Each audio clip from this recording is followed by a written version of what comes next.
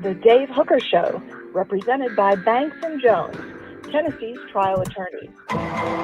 Play to win, banksjones.com. The Dave Hooker Show. A presentation of Off the Hook Sports. Objective insight, expertise, top guests. Available on YouTube, Apple, Spotify, and the Off the Hook Sports app. Download now for free. Also available on offthehooksports.com. I compute and obey. Now to Dave Hooker. Ready. Well, here we go, Ball Twitter. Go ahead and get on board now because your team is going to the Elite Eight for only the second time in school history and quite possibly could be in the Final Four before all is said and done for the first time in school history. So second Elite Eight ever. Final Four is still out there. And Caleb, I've got a lot of thoughts on Tennessee's win against Creighton. Let's start there. We get a good peek at Purdue, which is convenient because they were on right before the Tennessee game. So we'll have a little bit of preview there as well. But first, let me ask you, what did you make of Tennessee's win against Creighton? It literally was according to plan for Rick Barnes.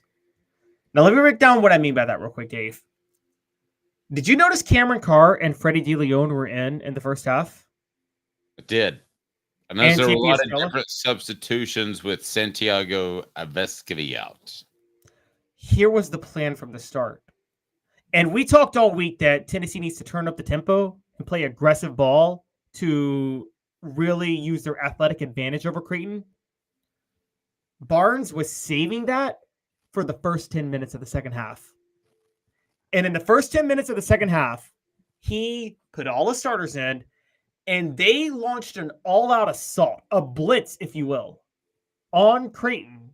The likes that would be analogous from sports to war of what the Allies did to Dresden in 1944. Okay, it was that level of a blitz, and Creighton had nothing for it. And that's when Tennessee went on the 18-0 run.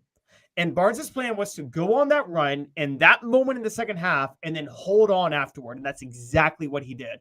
It's one of the best coached games I've ever seen because that was his plan from the start. Dave, they bid on every pump fake.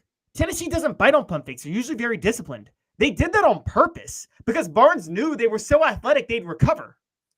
And Zakai came off every screen to contest every shot. They played every passing lane. They basically said, we're going to force every turnover we can. We're going to block every shot we can. We are going to do an all-out blitz, and there is nothing you can do, Creighton, to stop us. And that's what did that 18-0 run. And then after that, he called out the dog because he knew the game was over. I think simply because of physical ability, Tennessee could have shown up in 2 of their 3 tournament games this year and played a very C- game and still ended up winning. That would be St. Peter's, and that would be Creighton tonight. Now, Texas isn't as good of a team as Creighton, but has some more physical ability. So I don't think you could just show up and rely on physical ability in those 2 games. But Tennessee has been able to do that. Now, at one point you might say, well, what happens when they can't rely on that? I would say I would rather be that team that can rely on that and beat teams easily, get a little bit more rest for my guys in the case of the St. Peter's game. I would rather be that guy, and we'll find out what happens when I don't look suddenly as athletic as the other team. But I think Tennessee still will look like the more athletic team against Purdue in their next matchup, which would be to go to the Final Four. Here's a couple of things I wanted to say about that 18-0 run. And hit the like button right now. A couple of comments. I'm always going to give Moondrops Beauty a shout out. She said she thought that Tennessee had the game in hand throughout. Thought that as well until maybe they got within 3, a little concerned there. But this was about the 18-0 run because that made Creighton take 2 of their timeouts. That made Creighton expend all of their energy just to get back into the game. And 18-0, how many times do you come back from an 18-0 run even in the first half, much less the middle of the second half.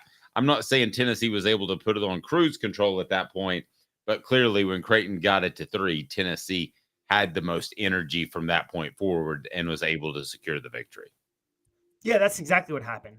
Rick Barnes knew that if he was so overwhelming when he needed to be overwhelming, Creighton would mount a comeback. And I think everybody knew that to a certain degree. I don't think we knew that they would mount that level of comeback where it would get that close towards the end. But I think we knew they would mount a comeback. I think Rick Barnes knew that the comeback itself, after Tennessee was that overwhelming, would expend so much energy. There wasn't any possibility they were getting back in that game. You guys would probably agree with me on this, and I know you would, Dave. People are going to talk about how Creighton fought and made it a game late. Nah, Tennessee just kind of took the foot off the gas at that point. They really could have turned almost to a fault. Somebody asked me if I look mad. I don't look mad. I'm just trying to make sure that a couple of different stories get posted on the website, and I have a solvent conversation with Caleb in the meantime for a post-game show. So I'm not mad at all. I've just got as Caleb knows, I've got my brain in a lot of different places, but I'm all about you and all about you on the message board. I can't tell you how awesome it is to be able to open up a mic, crack a mic at midnight on a Friday night and know that you got hundreds and hundreds of callers and commenters that want to be a part of the program. And you should, because congratulations to you.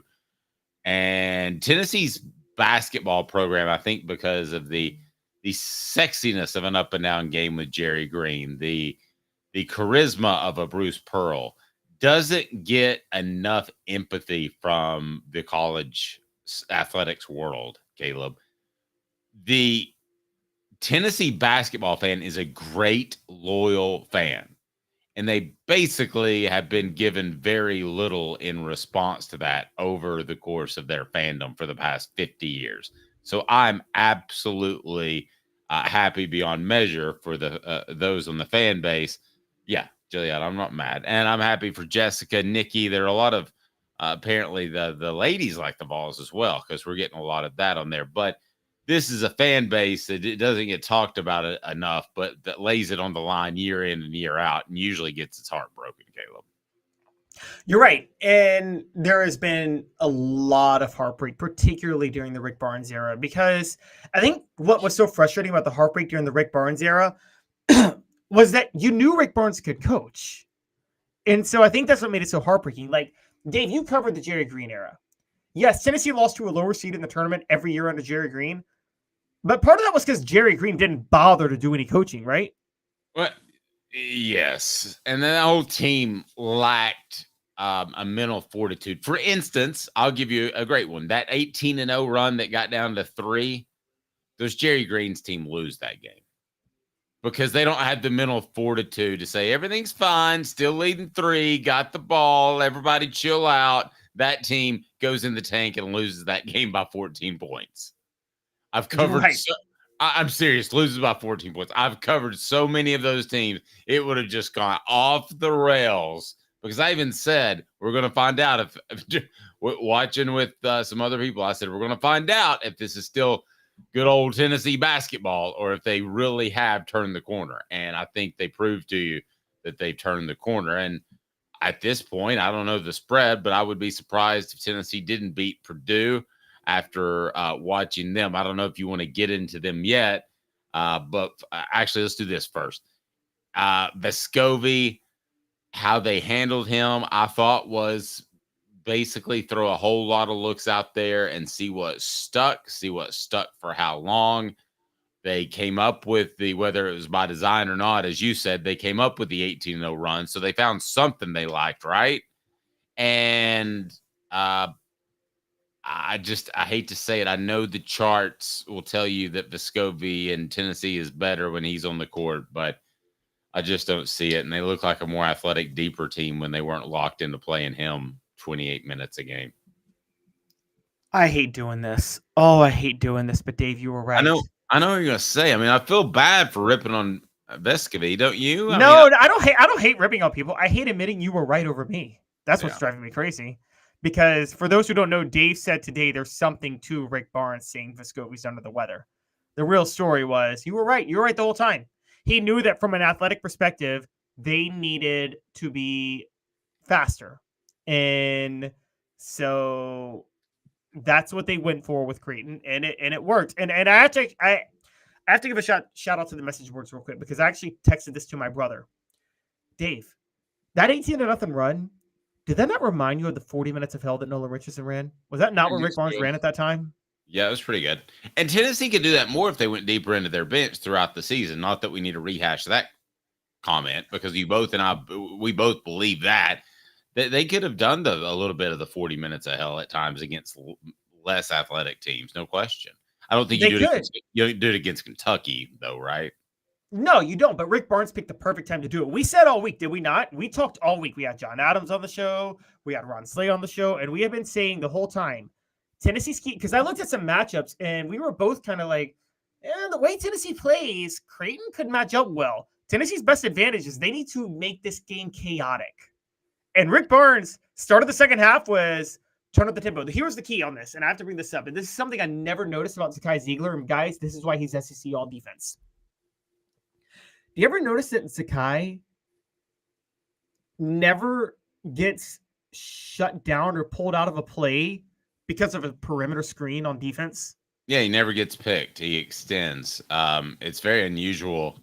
And I don't know if it's partly because of his height that he prefers people being outside because they could always shoot over him, and he doesn't want them close to the three-point line at all. But I've noticed that before. He fights through a screen. I've never seen a little guy do that, though. Fighting on the beach to get to Normandy, for goodness gracious. I mean, you would think a screen is a personal insult to his family. Like, your mother's a screen or something. You know, I mean, he absolutely hates getting picked, and he fights through it, which is one of the reasons that he's so exciting to watch and such a great player. Now, let me throw this out there, guys. I'm just going to go ahead and tell you, but in my heart of hearts, I don't believe Santi Vescovi has the flu. Just in my heart of hearts, nobody's told me this. Obviously, I didn't dig into it before the game. You weren't going to find anything out there that's game day. But I've just got to wonder if there wasn't a conversation that, hey, you might need to come off the bench. This isn't the best fit for you. And he's like, bleep you. I don't even like you Americans anymore because you took my playing time with this Dalton guy who's so nice that I hate hating him, but I got to hate him because he took my playing time. And I don't think I'm good enough to play in the NBA. So there ain't a darn thing I like about your American basketball, and you can take it and shove it. I think there's a chance that conversation happened. And when I say chance, I'm not talking 1%. I'm talking about 20 or 30%. Well, I will say this in Santi's defense. How's that? And I'm just going to say this. Here's the theory, by the way. That's out there. No, that's a good one. So, let me say this up front. Rick Barnes played Freddie DeLeon for one reason. He played Freddie DeLeon just so he can make sure his guys were fresh at the start of that second half. We agree with that, Dave, right? Yes. It wasn't for any extra value. Yes. However, did you see how bad Freddie DeLeon was on defense? Yes. Did you see how god-awful he was? You're telling me Santiago Vescovi couldn't have given you better defensive moments than that? I mean, DeLeon and Estrella are the two worst defenders I've ever seen. My point is not to completely bench him altogether. Never has been. My point is just to adjust the lineup for the sake of adjusting the lineup because I don't think he's been very effective at the times he's been in the game. I'm still playing him. He's still first man on the bench. I mean, he's huge for me in this basketball team if I'm Rick Barnes, but I'm just changing some things up. And this seems to me to be like one heck of a coincidence just in the couple of weeks since I wrote that he should be benched. And I know some other people ran with that in the Knoxville media. And I'm just saying I didn't cause anybody to get benched, but I sure as heck didn't give anybody the flu. And I don't think he has the flu. I think he got a case of the bench. So I can't prove it, but I'm not letting it die until somebody tells me otherwise. I mean, he didn't even dress out. This is kind of interesting. So Dave is dropping in some drama on the team right before an Elite Eight matchup. But well, no, No. Elias says, "My gosh, Dave, has there ever been an NCAA tournament game in which our opponent played so well and Tennessee played that much better? Creighton could have beaten an average anyone tonight." I agree. They could have beaten an average anyone. They could have beaten a good almost anyone tonight. Moondrop Beauty says, "I told you this team is locked in, Dave." That's the thing about it. So don't get upset with me over my Vescovi conspiracy theory, because Caleb, Tennessee, if I'm right, Tennessee handled that drama in the locker room just fine and played an incredible game anyway. Well, here's the interesting part about that, because it's funny people say that Creighton and Tennessee played the game.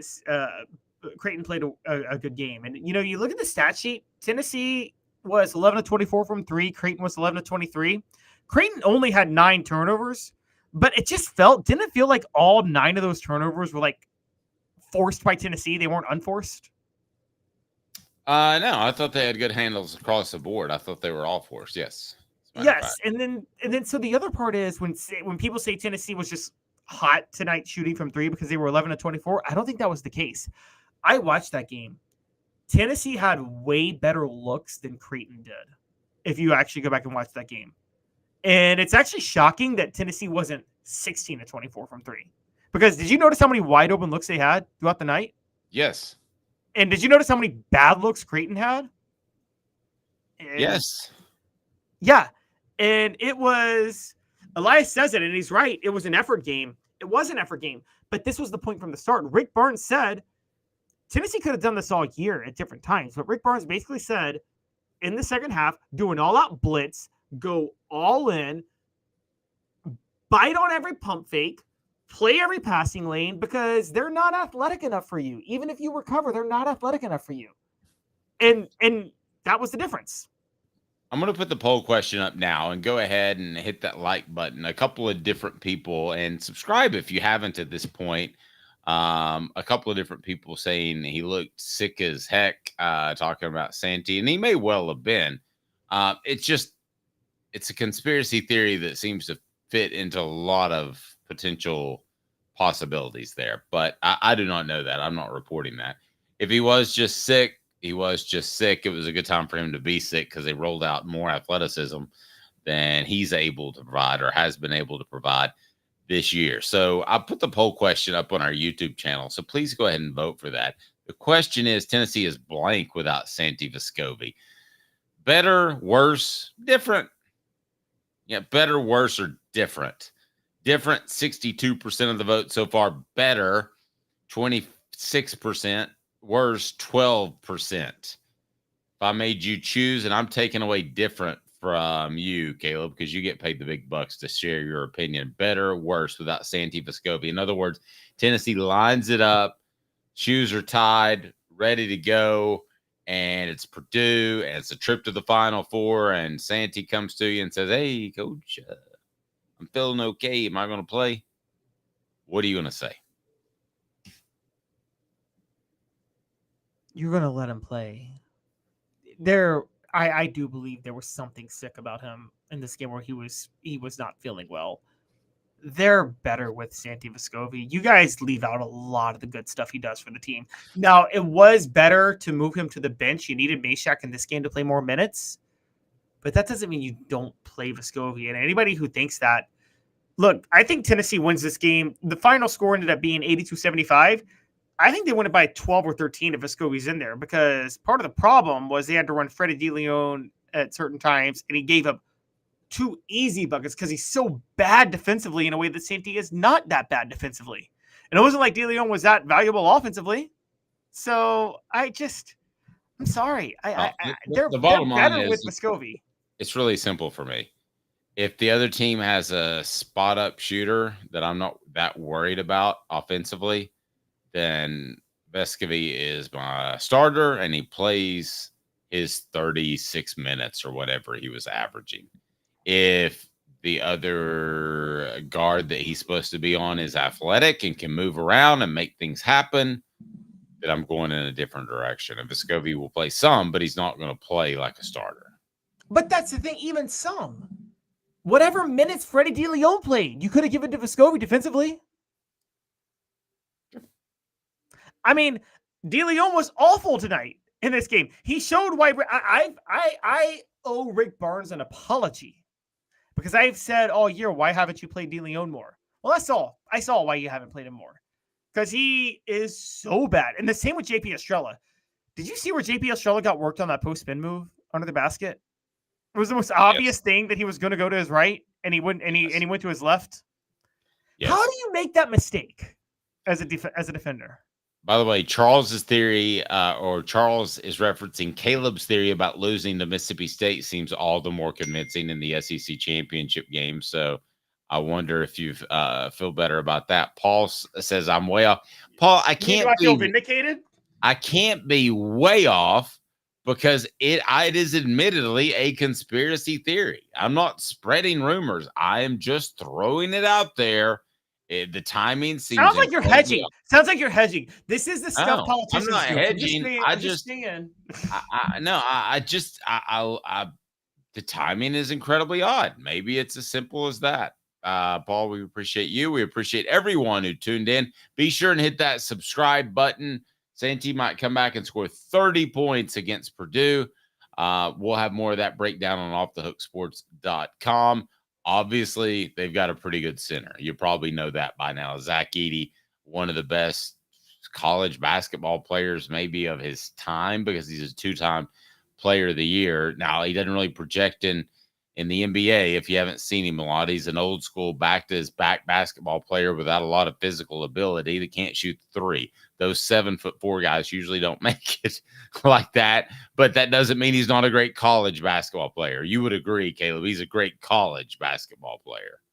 Oh, yeah, and there will be a spot for him in the NBA. We talk about this with the Joe Milton arm. The 7'4" guy is irresistible, always. Yeah, it's like Shaq. People say there's no Shaq anymore. Shaq would find a spot in the NBA. Not comparing Edey to Shaq, but Shaq would today, if Shaq had the work ethic, would still be the most dominant player in the NBA. If Shaq in his prime today. Like, I would think it's prime Shaq. And if he had that kind of work ethic, sounds crazy, but he probably also shoots the three like the rest of the big men do nowadays. He's Caleb Calhoun. I'm Dave Hooker because he's practicing when he's like a freshman in high school. This has been a presentation of Off the Hook Sports.